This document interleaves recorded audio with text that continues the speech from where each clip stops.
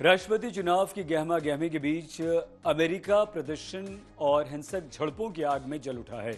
यहां ट्रंप समर्थक और प्रदर्शनकारी आमने सामने हैं। पोर्टलैंड इस समय बुरी तरह से हिंसक झड़पों से जूझ रहा है। आगजनी हो रही है। हिंसा आम बात सी लगती है।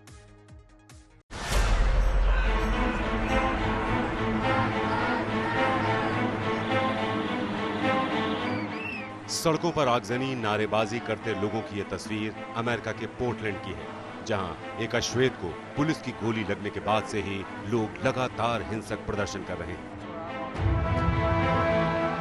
शनिवार के बाद यहां एक बार फिर नस्लवाद विरोधी प्रदर्शनकारी और राष्ट्रपति डोनाल्ड ट्रंप के समर्थकों के बीच झड़प हो गई, जिसके बाद प्रदर्शनकारियों ने सड़क पर आग लगा दी और पोर्टलैंड के मेयर टेड व्हीलर के घर का घेराव कर उनके इस्तीफे की मांग करने लगे। प्रदर्शनकारी लगातार सड़कों पर उतरकर आरोपी पुलिसकर्मियों के खिलाफ भी सख्त कार्रवाई की मांग कर रहे हैं। प्रदर्शनकारियों को उग्र होता देख पुलिस ने उन पर आंसू गैस छोड़ी, जिससे कई प्रदर्शनकारी घायल हो गए। इससे पहले शनिवार की रात भी नस्लवाद विरोधी प्रदर्शनकारी और ट्रंप के समर्थकों में झड़प के दौरान गोली लगने से एक व्यक्ति की मौत हो गई थी। बता दें कि अमेरिका में चुनाव से पहले नस्ल भेद विरोधी आंदोलन डोनाल्ड ट्रंप सरकार के लिए चिंता का सबब बना हुआ है, जबकि प्रदर्शन और बढ़ती हिंसा को लेकर विपक्षी डेमोक्रेटिक पार्टी ट्रंप पर हमलावर है। आज तक ब्यूरो। अमेरिका में राष्ट्रपति चुनाव के लिए प्रचार प्रसार जोरों पर हैं। दोनों ही पार्टियों के उम्मीदवार लोगों से जुड़ने का कोई मौका नहीं छोड़ना चाहते। इस कड़ी में डेमोक्रेटिक पार्टी के राष्ट्रपति पद के उम्मीदवार जो बिडेन पेंसिल्वेनिया के पिट्सबर्ग पहुंचे, पिज्जा बांटते नजर आए, आपातकालीन सेवाओं के कर्मचारियों से मुलाकात कर रहे थे। अपने बीच बिडेन को देखकर लोग काफी खुश हुए, सेल्फी लेते हुए दिखाई दिए।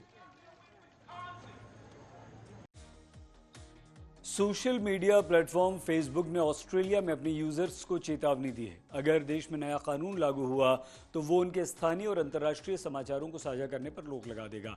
इस दिग्गज सोशल नेटवर्किंग प्लेटफॉर्म का ये सख्त रुख ऑस्ट्रेलिया के उस कदम पर आया है जिसमें सोशल मीडिया समाचार का इस्तेमाल करने पर स्थानीय मीडिया कंपनियों को भुगतान करें, ऐसी बात कही गई है। फेसबुक के ऑस्ट्रेलिया और न्यूजीलैंड मामलों के प्रबंध निदेशक ने कहा कि इस ढंग से कारोबार का संचालन नहीं हो सकता। 6 महीने के लंबे इंतजार के बाद आखिरकार दुनिया के कई देशों में स्कूल दोबारा खोल दिए गए हैं। इस दौरान स्कूल में और बाहर जाते समय शिक्षकों के साथ साथ बच्चों को भी मास्क पहनने की सलाह दी गई है। इसे अनिवार्य कर दिया गया है। पहले दिन स्कूलों में बेहद दिलचस्प दृश्य दिखा।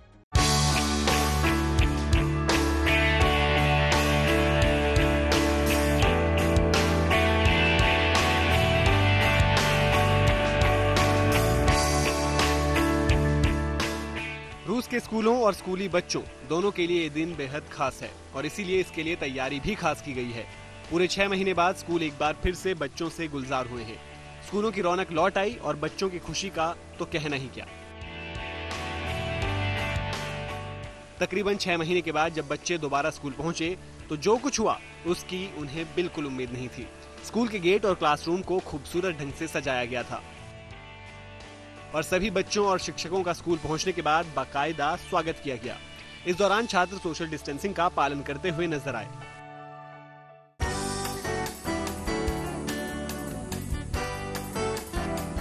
सिर्फ रूस ही नहीं, फ्रांस में भी मार्च से बंद पड़े स्कूलों को खोल दिया गया है और पहले दिन स्कूलों में किसी मेले सा माहौल दिखा। चेहरे पर मास्क और हाथों में सैनिटाइजर लगाकर छात्र अपनी एंट्री का इंतजार करते नजर आए। वहीं स्कूल आने जाने के लिए छात्रों को साइकिल या स्कूटर का इस्तेमाल करने के लिए प्रोत्साहित किया जा रहा है। सरकार ने एहतियात के तौर पर स्कूलों से बच्चों के घर तक ट्रांसपोर्ट सेवा मुहैया कराने के लिए अतिरिक्त फंड भी मुहैया कराया है।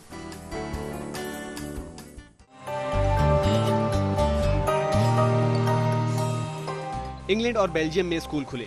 रूस और फ्रांस के अलावा इंग्लैंड और बेल्जियम में भी दोबारा स्कूल खोल दिए गए हैं और यहाँ भी बच्चों में खासा उत्साह देखा गया। ब्यूरो रिपोर्ट, आज तक। ब्राजील में कोरोना से स्थिति दिन ब दिन बिगड़ती जा रही है। देश के डॉक्टर्स लोगों को बचाने की दिन रात कड़ी मेहनत कर रहे हैं। ऐसे में इन कोरोना वॉरियर्स को सम्मान देने के लिए क्राइस्ट द रिडीमर को डॉक्टर की यूनिफॉर्म में दिखाया गया। इस अवसर पर कई म्यूजिशियंस ने अपनी अपनी परफॉर्मेंस दी। meu Brasil brasileiro. कोरोना से लड़ने वाले वॉरियर्स का पूरी दुनिया में सम्मान हो रहा है। ऐसे में ब्राजील के रियो डी जेनेरियो में इन वॉरियर्स को अलग ही अंदाज में सम्मान दिया गया। दुनिया की सबसे ऊंची ईसा मसीह की मूर्ति क्राइस्ट द रिडीमर इनके सम्मान में रंगों में रंगी हुई नजर आई। हाल ही में पर्यटकों के लिए खोली गई इस मूर्ति को रोशनी की मदद से रेड क्रॉस के यूनिफॉर्म से सजाया गया। Brasil brasileiro.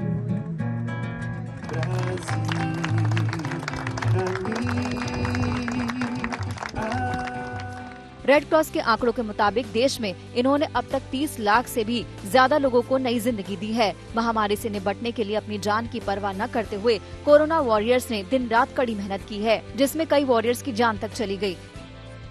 इस मौके को खास बनाने के लिए यहाँ पर एक म्यूजिकल ग्रुप भी मौजूद था, जिसने अपने सुरीले संगीत से समा बांध दिया। Entre outras mil és tu, Brasil, oh pátria amada. दुनिया में अमेरिका के बाद कोरोना वायरस से सबसे ज्यादा तबाही ब्राजील में हुई है। इस महामारी ने पूरे देश में 1,21,500 से ज्यादा लोगों की जान ली है, जबकि 39 लाख से ज्यादा लोग इस बीमारी से अब तक संक्रमित हो चुके हैं। ब्राजील का साओ पाउलो प्रांत महामारी का केंद्र बना हुआ है। देश के इस सबसे बड़ी आबादी वाले प्रांत में ही अकेले 8 लाख से ज्यादा लोग संक्रमित हैं।